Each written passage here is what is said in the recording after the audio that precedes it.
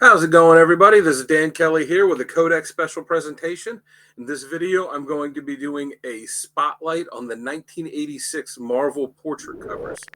Now, for anyone that doesn't know, in November of 1986, Marvel published portrait covers on all of the books that they put out that month. And this was to celebrate the 25th anniversary of the release of Fantastic Four issue 1, which came out in November 1961. So all the books had the same border design that was done by John Romita that featured a plethora of different Marvel characters. And there were 29 books in total. So I have just recently finished collecting the whole set. So I'm going to share this video with you now to go over all of them. So 6 of the books came from the Marvel Comics Star Comics imprint. So what that imprint was books that were aimed at younger kids that were, for the most part, all based on other properties. So to start out, we have Masters of the Universe issue 4, featuring Hordak on the cover. That was penciled by Ron Wilson with inks by Dennis Janke. I'm not sure how to say his last name. So as you can see, this is the border that goes along all of the covers, and then each one will have a different character portrait in the middle, either who the star of that book, or if it was a team book, one of the characters featured in it. So the Star comics tend to be ones that are on the pricier side, because since they were geared to younger kids, they they weren't taken as care of as well. They had lower print runs. Now, for this one, of all the Star Comics ones, this one is the easiest one to find and will be the cheapest one, because Masters of the Universe was a very popular property. So, there were more copies of that one that were out there. Some of these other ones will run you, a little bit more. Some of them, $50, $100, more than $100, depends on what condition you find it in and where you get it. But just this past year at Baltimore Comic Con, for example, there were some of them where I would find one dealer that would have them, and they would be $100 or more. So if you are going to start collecting the covers, the Star Comics ones will probably be the most difficult ones for you. We also have this one, Ewoks issue 10, with a cover by Al Williamson. We have Heathcliff issue 12, with a cover by the creator of Heathcliff, George Gately. And now these next 3 were the ones that were some of the harder ones for me to get from the Star Comics books. We have Care Bears issue 7. This one ran me a couple extra bucks. The cover for this one is by Howie Post with pencils and Roberta Edelman with inks. One of the comics that was put out by Star Comics was actually not a licensed property, but an original property for Marvel. It was a parody of Spider-Man. It was called Peter Porker, the Spectacular Spider-Ham, and this is issue 12, with a cover penciled by Joe Abello and inked by Pierre Fournier. So this is one of the tends to be one of the pricier ones for Star Comics. And then this next one is the last of the Star Comics covers, and this one is actually the final book that I had needed to complete my set of the portrait covers. It was the one that took me the longest to get, which is Muppet Babies issue 10, with a cover by Marie Severin.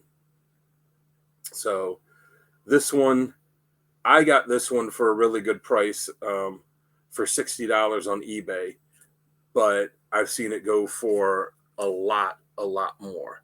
So like I said, if you were going to collect the portrait cover set, the Star Comics ones will probably be the more difficult ones for you to get. Now, for the rest of them, these the other 23 are all Marvel Comics proper books, and a lot of these you can get pretty cheap. A lot of these I got out of some dollar bins, or you can get them for $5 or $10. There are some that that do run a little bit more. But for the most part, you can get the majority of them fairly cheaply, for $10 or less.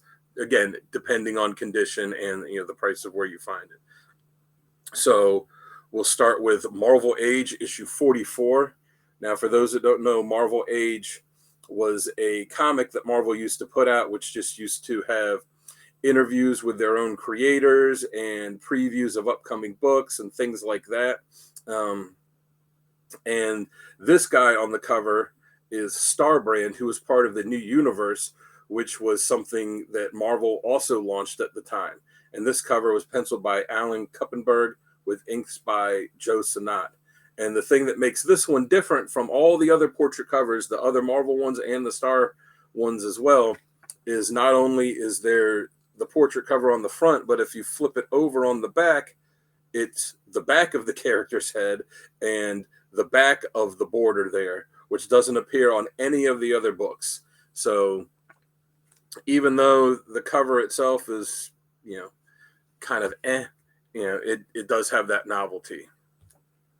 This next one is the first of what were 4 covers that featured Spider-Man, since he is the flagship Marvel character. This is Web of Spider-Man number 20.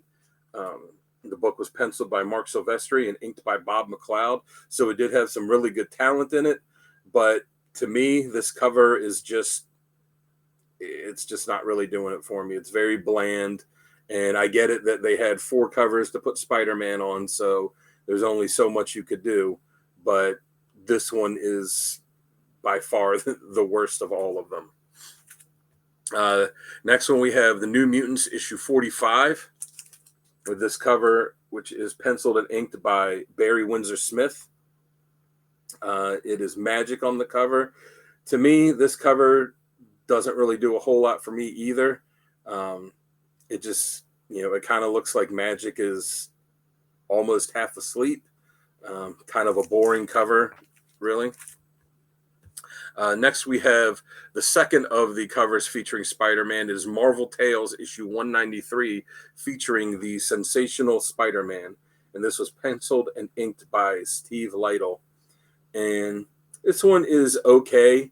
It is a very, I'd say, Ditko-esque cover, very reminiscent of the way that Steve Ditko drew Spider-Man when he was on the book. It would have been nice if they had been able to get Steve Ditko back to be able to do the cover, but unfortunately they couldn't, so we got this, and it's okay looking. Nothing spectacular that jumps out at you, but it's all right. Next, we have Daredevil 236 with this cover penciled by Walt Simonson and inked by Bill Sienkiewicz.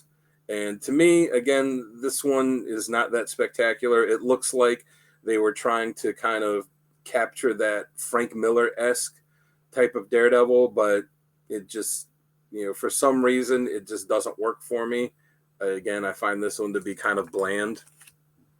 The next one we have here is Iron Man issue 212, which is penciled by Mark Bright and inked by Joe Rubinstein. And this was when he had the Scarlet Centurion armor. And this one looks okay. I understand there's only so much you can do with Iron Man because, he wears the helmet. So there's not that much you can do expression-wise. But they, if you can kind of see, they do kind of try and give him some expression with his eyes. And it makes him look like he's pretty pissed off. But overall, it's an okay cover. It's not one of the better ones. Next, we have the third of the Spider-Man covers, the Peter Parker Spectacular Spider-Man issue 120, penciled by Mark Beecham and inked by Joe Rubinstein. And this one looks okay. It does have that that classic kind of Spidey, half Peter Parker face and half Spider-Man face, but this time it has it with the black costume instead of the traditional red and blue costume. And this one looks all right. It's decent looking. It does look kind of dark, a little bit grim for Spider-Man. I know he's had some dark times in his life, but I still associate Spider-Man with being more of a fun-loving character. Next, we have the the book that kicked off the reason for doing all of this, Fantastic Four issue 296. This one was also penciled and inked by Barry Windsor Smith. And one thing you'll notice as I tell you the people that created the covers on these is you'll hear a lot of the same names. So for me, again, this cover is not that great.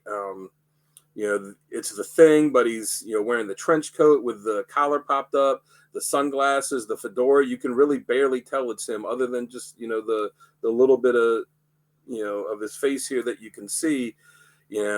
Considering Fantastic Four was the book, that they were the beginning of the book they were celebrating with this whole thing, I would have thought that they would have found a way to do a more interesting cover for that book. So next one we have X Factor issue 10, which was penciled and inked by Walt Simonson. And, this one is, again, it's okay. It's kind of a dour looking portrait, but it is Cyclops, who is kind of a dour looking character. So I guess it does fit his personality. Now, something that is significant about this book is it is also the second full appearance of Apocalypse. So it is not really a minor key, but maybe a Ant-Man sized key.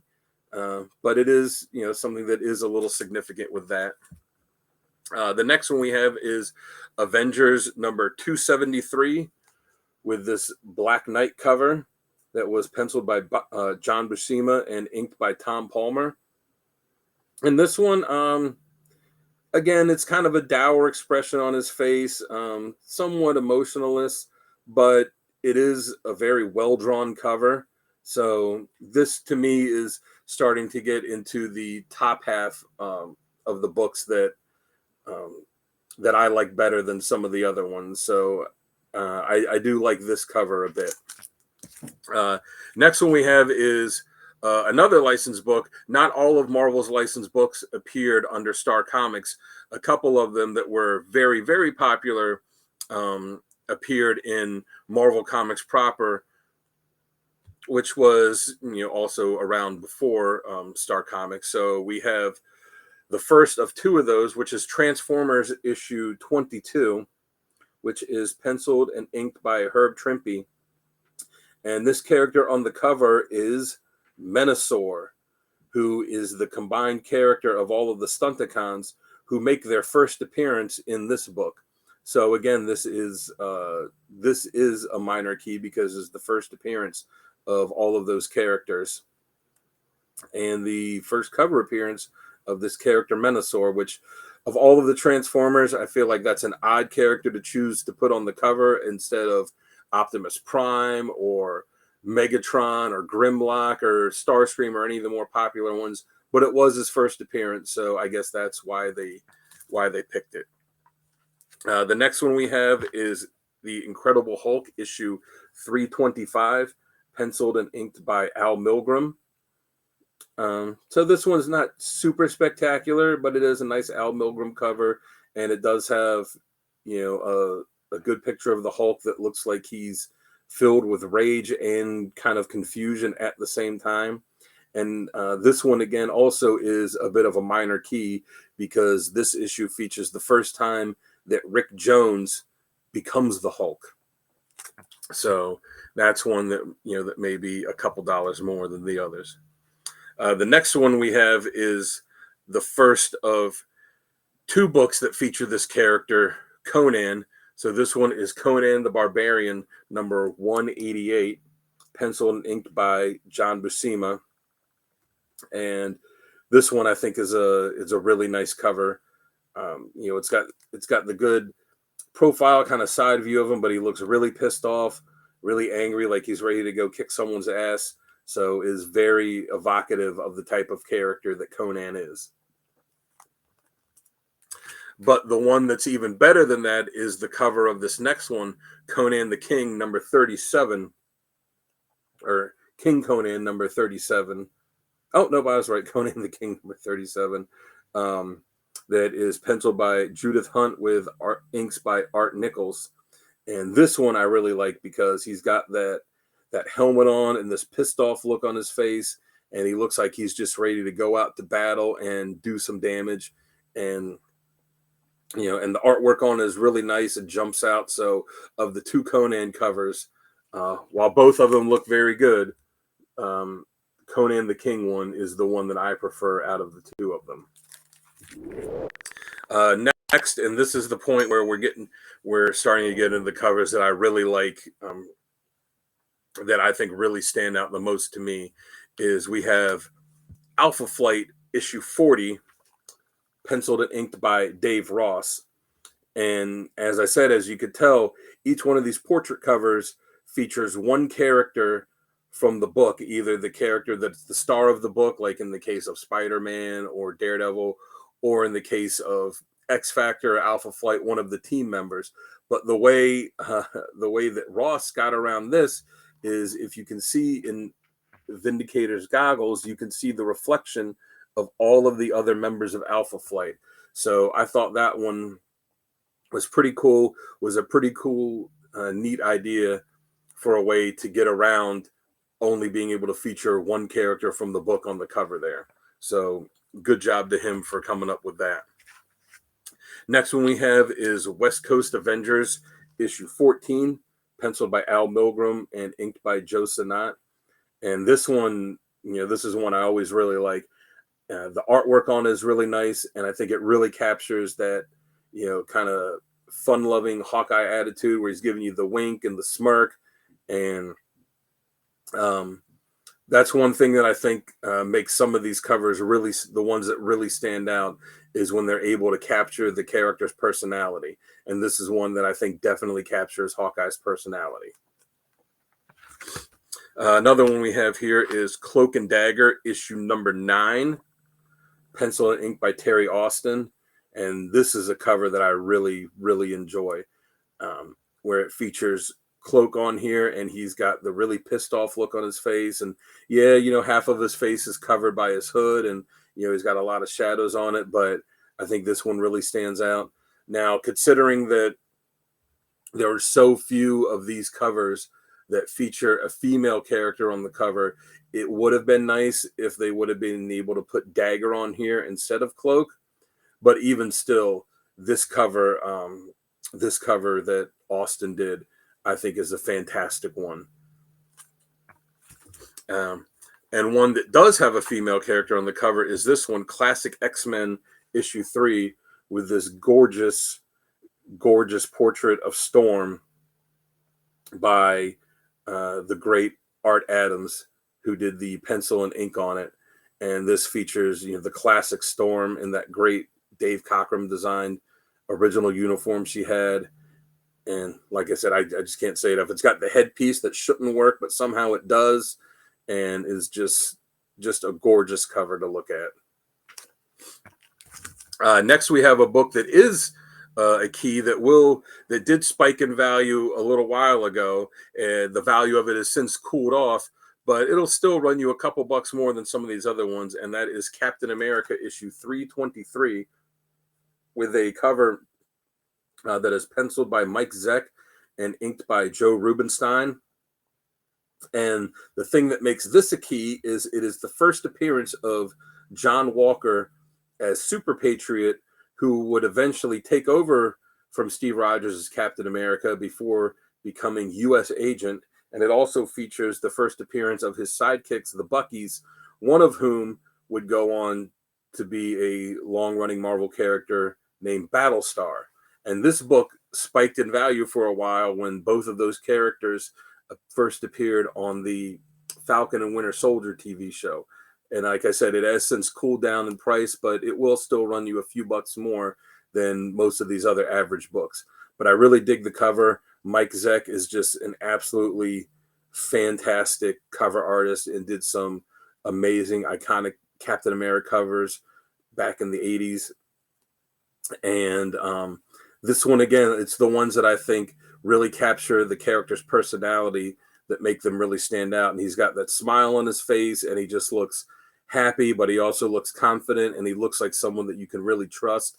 And again, and it also helps that the artwork is just absolutely fantastic.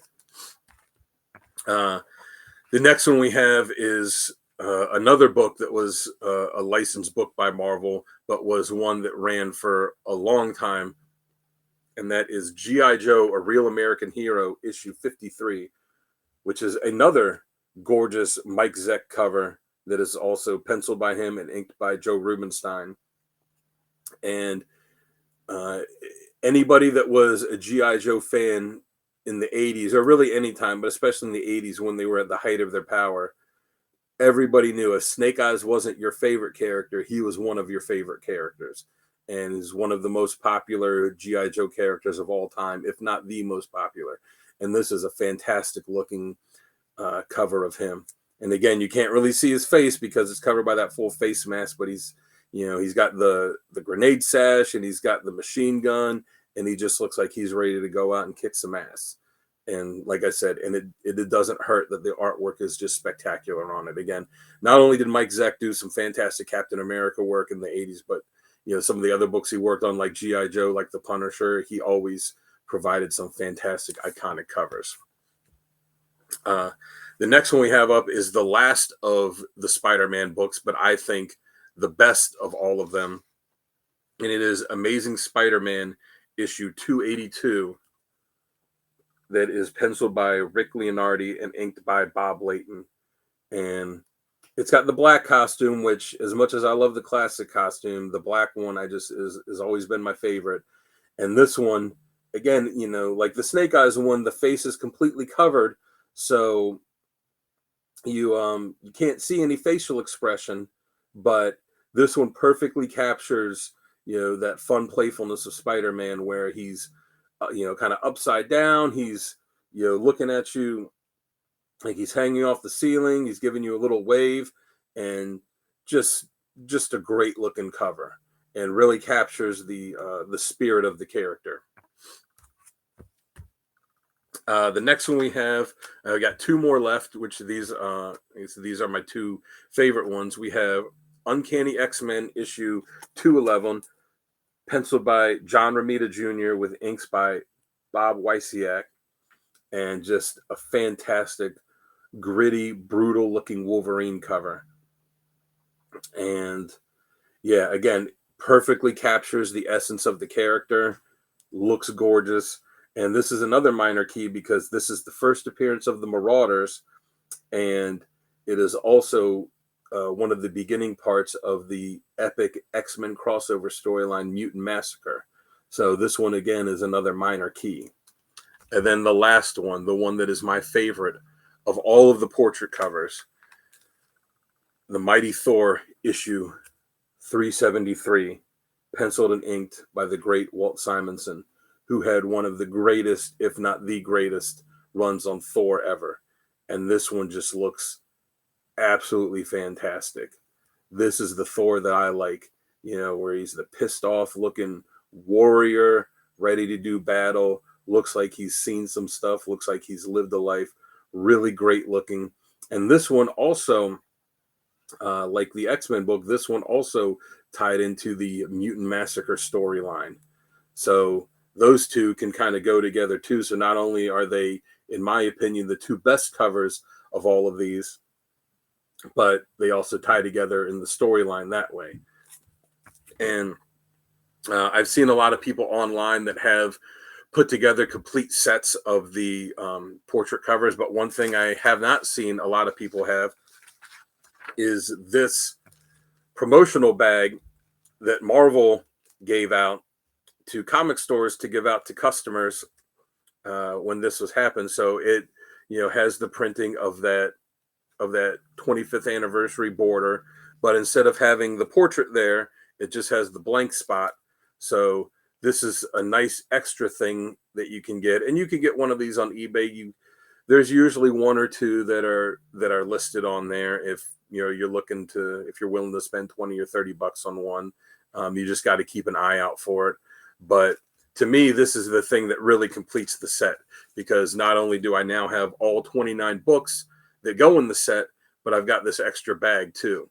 And my intention with them is, when I have the space, is to get top loaders, and I'm going to put them all up on the wall and have them displayed. So since there's 29 books, having the bag there to put with them makes it an even 30 to make it a lot easier to to get them designed looking up there. So again, this is the complete Marvel portrait cover set from November of 1986. I had originally decided to collect these when I was looking in a comic shop one day, digging through some dollar bins at Time Warp Comics down in St. Leonard, down in Hughesville, Maryland. And I pulled out a couple books that were dollar books that were these portrait covers. And it got me, and as I was looking at them, I started thinking, I was like, oh, you know what? I've got this one. I've got this one. I've got this one.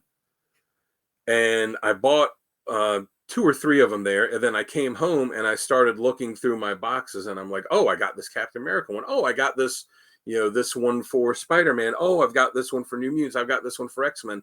And I sat down and figured out that of the 29 books total for the collection, that I had almost half of them already. And that's when I decided, you know what, I'm going to go and I'm going to collect, the full set of them. So now I have recently completed it. This is all of them. That's the order that I put them in for which ones I like. Go ahead and drop us a comment and let us know what you think. Let us know if it's something that you think that you would like to start collecting, all of these portrait covers. And let me know in the comments which covers are the ones that you like best. Maybe there's some that I didn't like that you really like. Maybe some of the ones that I thought were the favorite ones are ones that you didn't really care for. Drop a comment and let us know. I'm interested to see what everyone else thinks of all the different covers. So I've been Dan Kelly. You can find me on Instagram at Dan Kelly Art. I post a few times a week, so go check it out and give me a follow. And you can find us online at thecodexstation.com. It'll have links there to all of our different social sites where you can go give us a follow and give us some likes. It has info about all of the different team members that do shows for the Codex Station, and you get to know us, and you get a link to our merch on there. There's even a page on there that links to friends of the show, shops, and other channels that we've worked with. So go check it out. It is a great site and a lot of info on there. And until next time, I'll catch you by the spinner rack.